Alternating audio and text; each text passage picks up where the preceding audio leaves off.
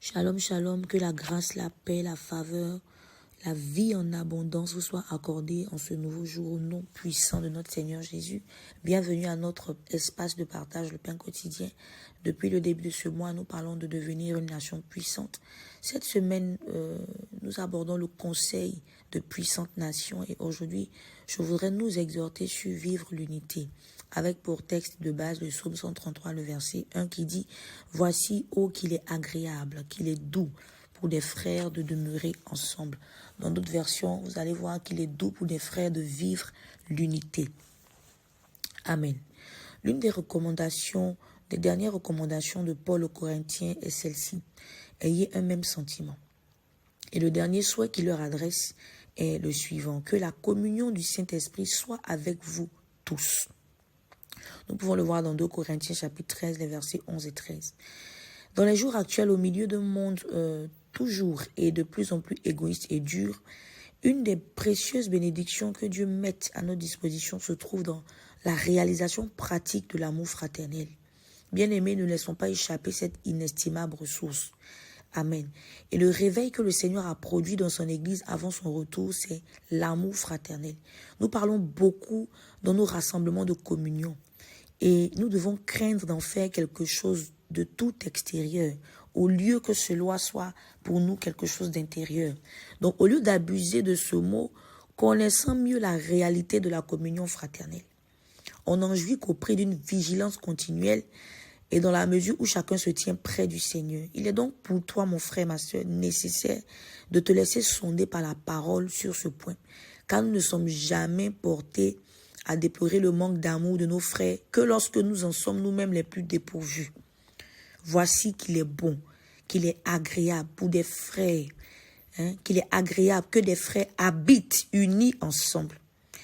Et l'expression de ce beau psaume 133, célébrant la joie dont déborde un peuple longtemps dispersé, enfin rassemblé, nous sommes familières. Nous les lisons fréquemment au culte, mais elles nous apparaissent d'autant plus admirables qu'elles traduisent quelque chose de trop rare parmi nous. Alléluia. Aujourd'hui, c'est vraiment rare de voir la communion fraternelle dans nos rassemblements, dans nos actions et tout. Et l'Esprit de Dieu emploie dans ce psaume une double image pour parler de cette unité des frères en leur habitation. C'est d'abord l'huile précieuse de l'onction sacerdotale. Exode 30, elle était répandue sur la tête d'Aaron seul. Au jour de sa consécration, il en était bien fait aspersion ensuite, en même temps que du sang, sur Aaron et ses vêtements, et sur ses fils et leurs vêtements. On peut le voir dans Exode chapitre 29, verset 7, et verset 21 également. Mais elle n'était répandue et ne coulait que sur le chef de la famille des sacrificateurs, mis à part d'abord en lui-même. Il l'était ensuite de façon officielle par ses vêtements de gloire et de beauté. Et enfin, l'onction étendue de sa personne à ses vêtements le rendrait propre pour l'exercice de ses fonctions uniques. Tout son extérieur était plein de majesté depuis le sommet du diadème, le visage, les extrémités de ses vêtements, etc. Tous ces vêtements, tout ça participait à la même huile, au même parfum dont on oignait la tente, l'arche, la table, le chandelier, l'autel des parfums, l'autel des holocaustes, la cuve. Donc cette huile excellente attestait que tout répondait à la sainteté de l'Éternel et qu'il agréerait la sacrificature parce qu'il agréait le sacrificateur. Donc, bien aimé, que des frères habitent unis ensemble est à la fois le résultat et l'expression de cette mise à part faite par Dieu lui-même en vue de la sacrificature, d'un ensemble déjà préparé par le travail du Saint-Esprit, mais que seule l'onction descendant de la tête qualifie pour ce service. Donc, Christ est glorifié dans le ciel et nous possédons la vie nouvelle en lui lorsque nous sommes un.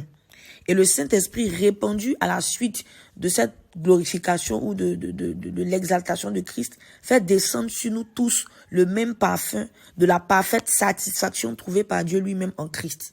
Donc ainsi Dieu nous ouvre le saint service de la sacrificature en attendant d'être la part du vrai Israël. C'est la part actuelle de l'Église. Alléluia. Puisque nous sommes unis avec Christ pour être un seul corps. Il y a un seul corps et un seul esprit. Il ne peut être question d'une autre unité. Et les conditions et les services sont de la plus grande diversité, mais l'onction est la même et consacre l'unité de tout. Amen. En second lieu, quand nous lisons le psaume 132, la Bible dit, c'est comme la rosée de l'Hermon qui descend sur les montagnes de Sion. Ici, c'est la bénédiction qui descend. La fraîcheur de la montagne la plus élevée devient notre partage. La grâce de Dieu a commandé là la bénédiction, la vie pour l'éternité. Mais c'est de la plénitude de Christ glorifié que descendent grâce sur grâce. Sans la rosée, les bénédictions célestes que son œuvre nous vaut, ce ne serait que notre montagne, une montagne sèche et infertile. Donc ces deux aspects de la vie chrétienne marchent de pair avec la communion des frères entre eux. Communion fondée sur leur relation avec Christ glorifié. Amen. Il est bon, il est agréable que les frères habitent unis ensemble. Tous les chrétiens, nous tous, nous sommes des frères en Christ. Nous tous, nous sommes membres de son corps.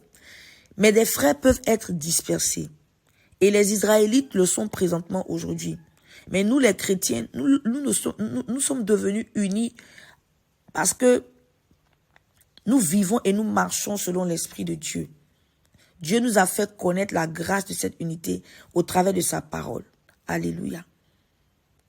Donc, le Seigneur nous rappelle chaque jour que nous pouvons avoir des divergences, nous pouvons avoir des opinions contraires, mais nous devons vivre l'unité. Nous devons marcher en unité d'esprit. Alléluia. La Bible dit dans le psaume 107, il a voulu que les frères habitent ensemble. Mais hélas, comme je l'ai dit, des frères peuvent habiter ensemble et ne point s'entendre. Habite unis, habite ensemble. C'est là réaliser l'unité fraternelle vitale. Et pour employer le langage de l'épître aux Éphésiens, garder l'unité de l'esprit. L'unité du corps ne dépend point de nous. Heureusement, c'est pourquoi elle est indestructible. Des frères sont toujours des frères, quelle que soit leur divergence. Mais des frères peuvent être unis ou désunis. On en a vu des ennemis. Aussi, nous devons nous appliquer à garder l'unité de l'esprit par le lien de la paix, bien-aimés de Dieu. Il y faut du support, il y faut du renoncement, il y faut de l'humilité, il y faut la pensée de Christ. Méditons beaucoup Philippiens chapitre 2, à partir du verset 1 jusqu'au verset 11. S'il y a quelque communion de l'esprit, amen, qu'aucun de nous, dans nos assemblées, dans notre église, dans notre manière de marcher tous les jours, ne laissons pas la mesquinerie de nos cœurs nous ravir une joie excellente, associée à l'honneur du nom du Seigneur.